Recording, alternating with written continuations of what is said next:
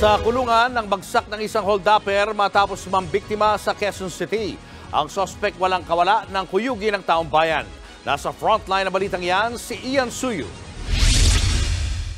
Madaling-madali ang lakad ng lalaking yan nang makunan ng CCTV sa Barangay Talipapa, Quezon City kahapon. Nang makita niyang may papalapit sa kanya, bigla siyang tumalikod. Pero ang hindi niya alam, napapalibutan na pala siya. Isang tanod ang lumapit at sinunggaban ng lalaki. Sandaling nagpambuno ang dalawa.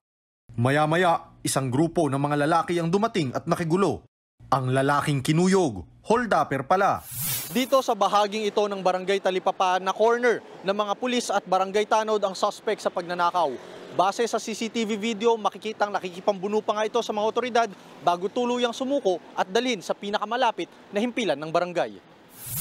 Ayon sa mga pulis, kakatapos lang mang-hold up ng suspect ng masapul sa CCTV.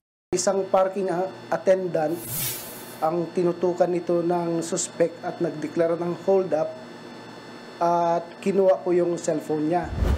Yung suspect po pagkatapos ng hold upan, tumakbo sa papuntang direksyon ng Mindanao Avenue. Agad namang nakahingi ng saklolo ang biktima sa mga tao sa lugar. Kaya't ang mga nagmagandang loob, hinabol at kinuyog ang hold-upper. Pagdating sa istasyon, positibong kinilala ng biktima ang suspect. Na-recover mula sa hold-upper ang tinangay niyang cellphone. Nakuha rin ng isang baril. Based on verification, wala pong lisensya. At magre-request tayo ng ballistic. Baka nagamit ito previously sa mga krimen. So magko-cross-match tayo.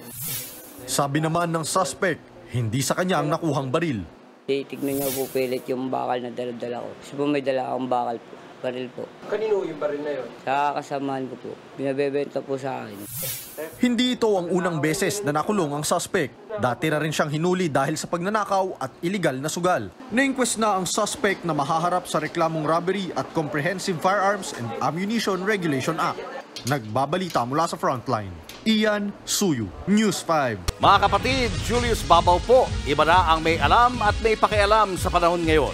Para sa frontline ng mga balita, mag-follow at mag-subscribe sa social media pages ng News 5.